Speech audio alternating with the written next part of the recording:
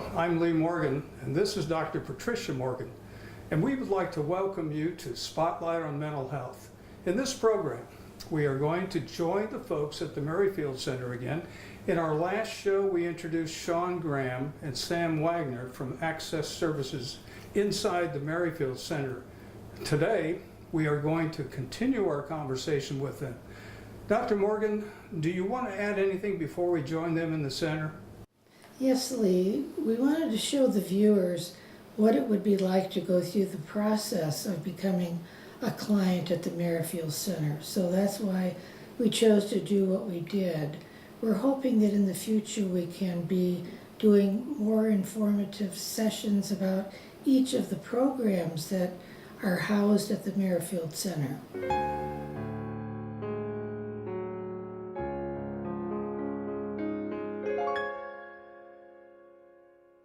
When somebody comes in for a walk-in assessment here at the Merrifield Center, what I do is I take a look, because we also have our emergency services center here as well. So when a client comes in, I have to determine, is the client appropriate for our walk-in services, or are they in crisis and need to go to our emergency services? So what I would do is take a look at the case, take a look at, sometimes even speak with the client initially to find out what their concerns are. And then if it's emergency, I would go ahead and get the paperwork set up for them to get into emergency. And then if it's for walk-in, then I would go ahead and start finding a clinician to see them for their initial walk-in screening. You do assessments, that's what your specialty here. So could you tell us some things about the assessment process? Absolutely.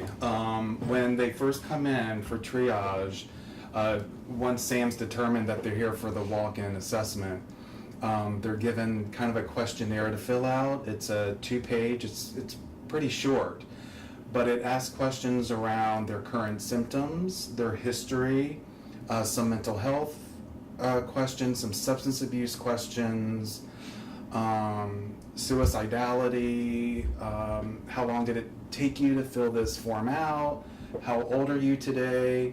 And so that's kind of our very first tool that we're working with to kind of identify what they're currently experiencing. So when Sam's identified a clinician who's available to perform the walk-in screening, the clinician at least has this form.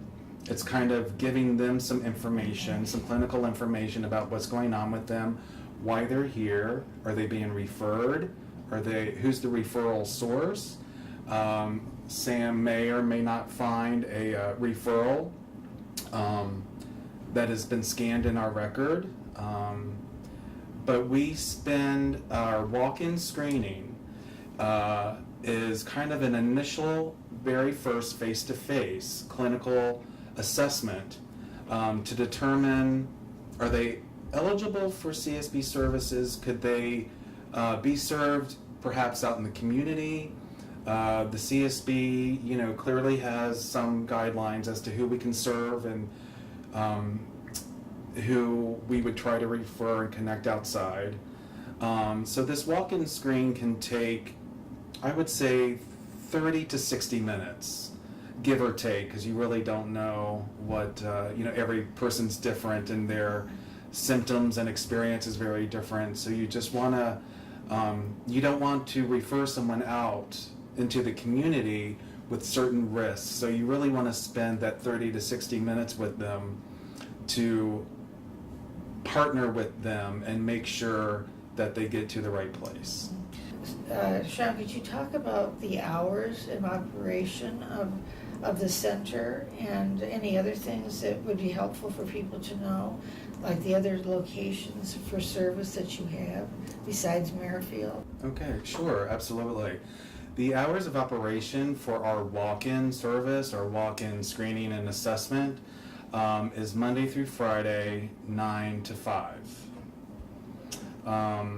We do have both English and Spanish speaking clinicians so we can accommodate English and Spanish.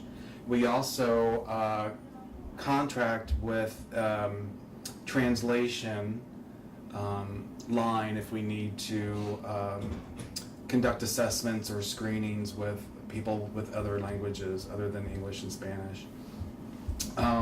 Currently, we're doing the walk-in assessments only at Merrifield, but we are providing treatment at 5 other services other than Merrifield, or maybe including Merrifield.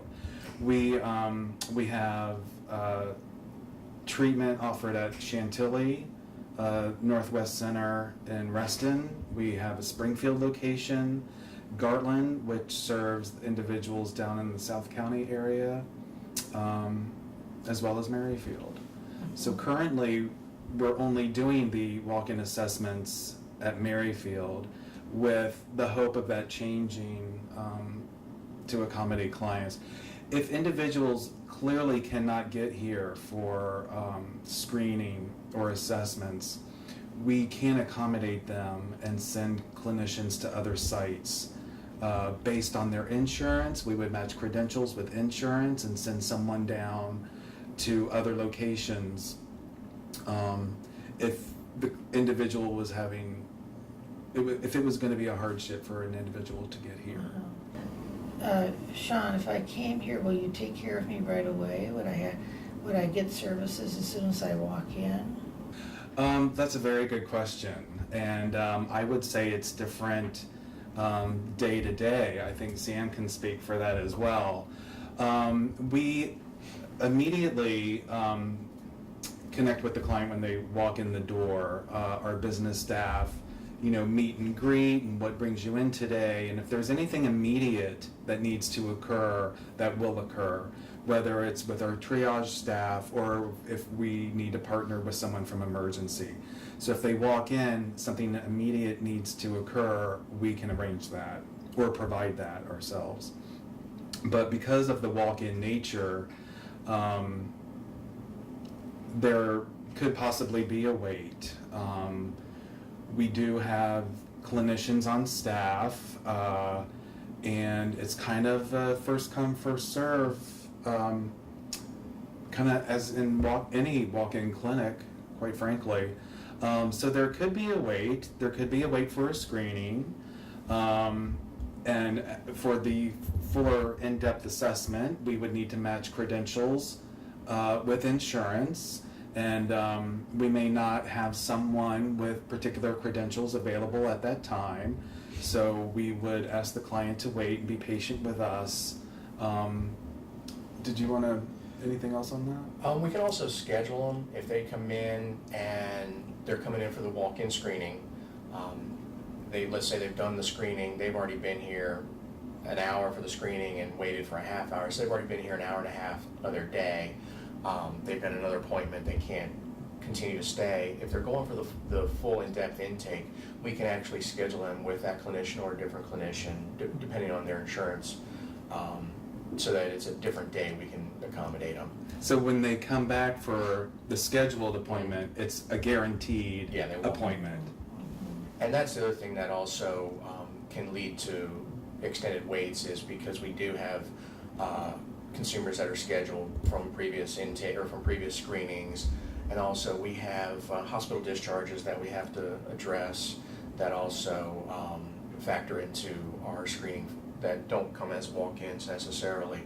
So that also can lead to extended wait times for people at times. We have such an educated population here in Northern Virginia. Mm-hmm. What kind of background do the people that work here have in terms of the people doing treatment of any kind? What kind of backgrounds? What's their education? I know that both of you, are licensed, working on license, but what's the general background of the people that I might be talking to? Most folks are going to have at a minimum a bachelor's degree. Most are going to have a master's, especially with our clinicians. They're going to have a minimum of a master's degree. Again, some are licensed, some might be licensed professional counselors, some might be licensed clinical social workers, such as Sean. So in the treatment realm, we also have some PhD and PsyD clinicians as well.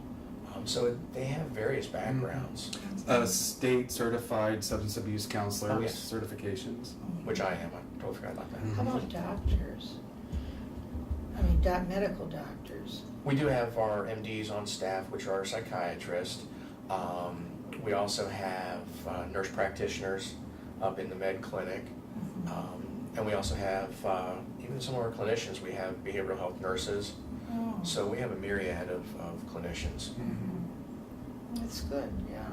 And we, for the front door here at the assessment unit, I think we staff clinicians that clearly know our system, that can help individuals navigate our system and know all the levels of care.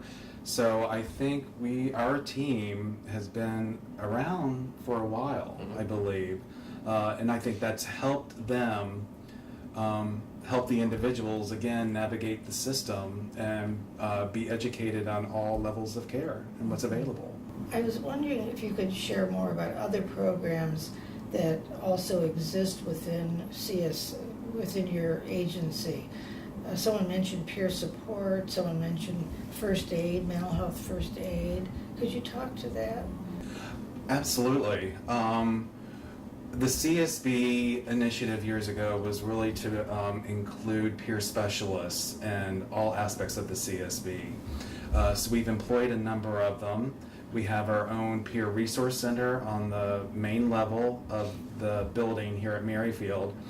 But what's important for the walk-in assessment and also for emergency, because we share a lobby, the walk-in assessment shares a lobby with emergency services, so we're very fortunate to have a peer support here on our floor. She's actually positioned in the lobby, her desk is in the lobby, and she's able and available to greet individuals as they come and go, as they are waiting for some sort of intervention, if they appear to be experiencing some distress, or perhaps she's better able to determine what exactly is going on in the lobby, because you have people behind the desk, you have the people in their offices, and so it's very fortunate to have a peer support in the lobby as people may be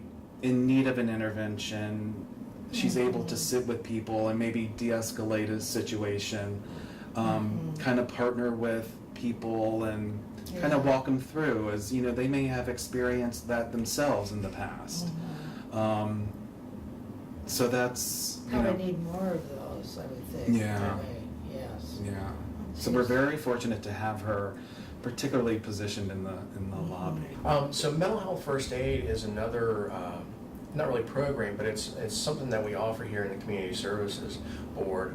I'm a former mental health first aid trainer, and what it is, can be a 2-day training, could be done in 1 day, but it's to offer lay people the idea of what is mental health, what is a mental health crisis, and what you can do in that situation to help somebody. Most folks that take the training generally maybe, we've had various people come through the trainings. They may be somebody that's admin staff in an office in the community, and they just want to know, hey, we've had people come in our lobby or come into our office that just something's not right, so what can I do? And that's what this training is really about. And it helps also normalize to some degree mental health and help to destigmatize it. And for the community, it's a very low-cost training. I think it's $25 in that range for somebody to obtain a training. And there again, our website has a section for mental health first aid where they can go and see where we have some upcoming trainings at the government center or other places. And if it's a group, let's say it's an organization that wants to have a specialized training done just specifically for them, they can contact the number that's on there and get a training done. We've had churches contact us and say, hey, we'd like one done for our congregation or for our clergy. And we've done those type of trainings as well. Yeah. Yeah. So, and it's a great program, and I Yes. definitely encourage people to Yeah. check it out. Needs marketing, really, Mhm. because it's so, mental health is everywhere. Exactly. Yes. I think it's also important for our local shelter staff to be trained in mental health first aid, because they're not, the staff working within the shelters, they're not CSB employees, and there are case managers and administrative staff at these homeless shelters, and as we all know, the homeless shelters do house a lot of mental health individuals. Oh, yes. You folks have been so helpful. Mental health begins at home with yourself. How do you deal with the pressures of your job, which are just great? People don't really understand how intensely you work in this kind of job kind of thing. So how do you as individuals take care of yourself? Alex was telling us earlier about what he does, but how about yourself? I think many ways. I think utilizing good supervision with your supervisor to be able to decompress, to discuss areas of concern. And I also support amongst the team, I think is also very important. I have one peer supervisor who provides me a lot of support, because she's also experiencing similar issues that I'm having, whether it's staffing issues or personnel issues or volume. Our volume can be high and can be very stressful. So really seeking support not only from your supervisor, but also your peers. We are all entitled to an hour lunch break, and I strongly encourage that be off-site, to kind of be able to gather yourself and take a breath away from what can often be a stressful environment. Yeah. How about you, Sam? Well, like Sean was saying, taking that hour break during lunch. Luckily, where we're located, we have some walking trails around the building. I'll take that time and walk around the trails, walk around the neighborhoods, just to take some time and just kind of clear my head. Now, of course, I live in the country, so I have a nice hour-and-a-half commute that I get a chance to just kind of process it as I'm driving home. And then once I get home, I'm in the country. It's quieter, it's slower pace, and just spending time with family. In 1993, the American Legion Riders entered the family of the American Legion. The Legion Riders are well known for their charitable work, which has raised millions of dollars for local children's hospitals, schools, veterans' homes, severely wounded servicemen, and scholarships. If you are a veteran and ride a motorcycle, you too can be a member of the American Legion Riders and still continue to serve America. I'm afraid.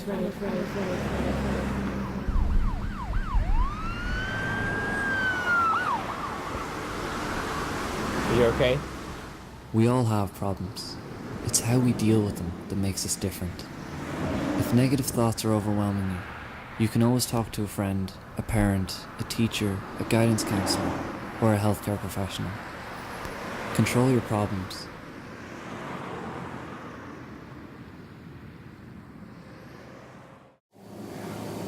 Okay, we're back now. I hope everybody enjoyed the Merrifield Center. I know I did, and I know Dr. Morgan did. We would like to continue our program today. There is one thing I wanted to ask Dr. Morgan.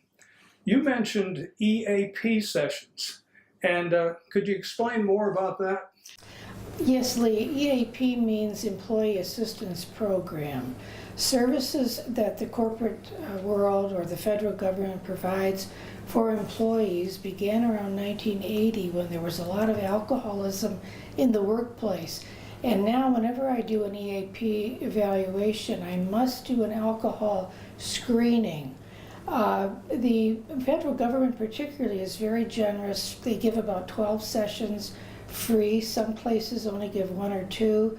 And the person that's doing the evaluation can usually refer to themselves if there should be continued treatment necessary after the EAP sessions are completed. The sessions are something that the company owes their employees. An example is the burglaries. I've gone to a lot of bank burglaries, and they must give their clients, or their employees rather, 1 hour of EAP service that I would provide in a group setting with the manager there as well. You can believe that there might be anxiety on the part of the employees about what they would say.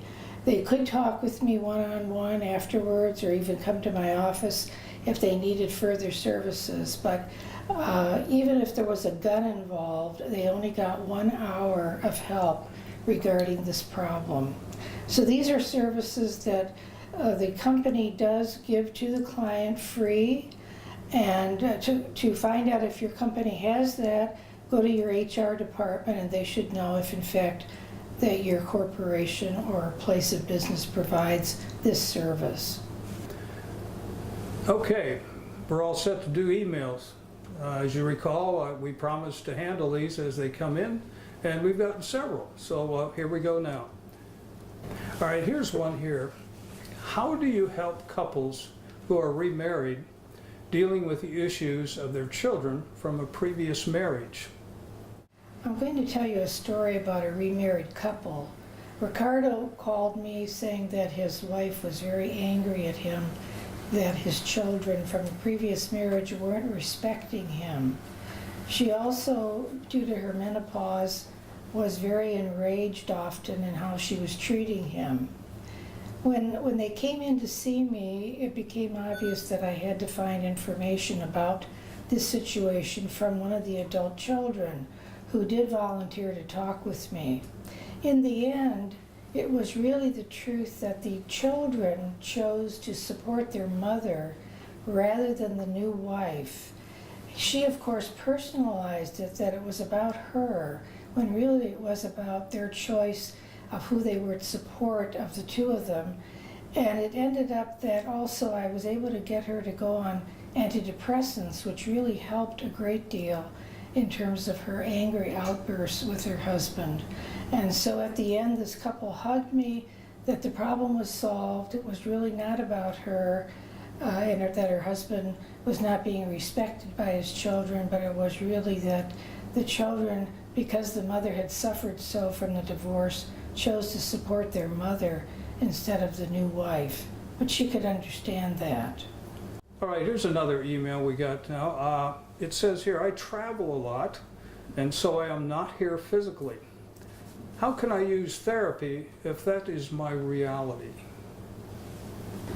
Many people in the Washington area travel a great deal as part of their work, so that when I'm dealing with people like that, I encourage them that we can use FaceTime, we can do Skyping, we can use telephone as sessions, and it seems to work out fine. If somebody moves out of state, however, the person that is doing the service needs to have a license in the state where the client is now residing. So that's a rule that's come up recently that has to be attended to. All right, thank you, Dr. Morgan. Here's another one. How do you handle cultural issues as there are so many people from other countries who live here? We do have people from many, many cultures living in the Washington area. I often have to explain that I'm coming from the value system of the Western Hemisphere, which is really one that considers boundaries very, very importantly, that people are separate and that they have boundaries. And this is the biggest problem that most people of other cultures have, because most other cultures don't honor the boundaries of the people that live in the family. I have a person that I've been working with that was working in his family business, and he was having a hard time first expressing anger and frustration that his parents were not listening to his good advice, and he was much more learned than they in terms of business ethics and business responsibilities. And so that was something that he and I had to work with, that he had boundaries and that he was able to then confront his parents and share his anger, and then no longer was having panic attacks that were making him be less functioning. Once he got help with realizing that he needed to really work on the boundaries and help people in the family honor his boundaries, that really helped his situation a great deal. All right, Dr. Morgan, thank you very much. This will be our last email that we received, and it is, how long does therapy usually last? There's still the national average, unfortunately, of only 5 sessions per person. The national average hasn't changed despite all of us understanding how important this is. Therapy, when I talk to people, I guarantee that if they come 4 times a month for 3 months, they will start noticing changes within themselves and their relationships with others. If your sessions if what's happening to you is really more a function of the environment and stresses that you can really talk about and they're going on in reality at the present time, then therapy might be several months, maybe a year. Okay, that's our show for today. I would like to thank Dr. Morgan for her part in visiting the Merrifield Center. Now, don't forget to send your emails to the address below, and we'll answer them on our next show.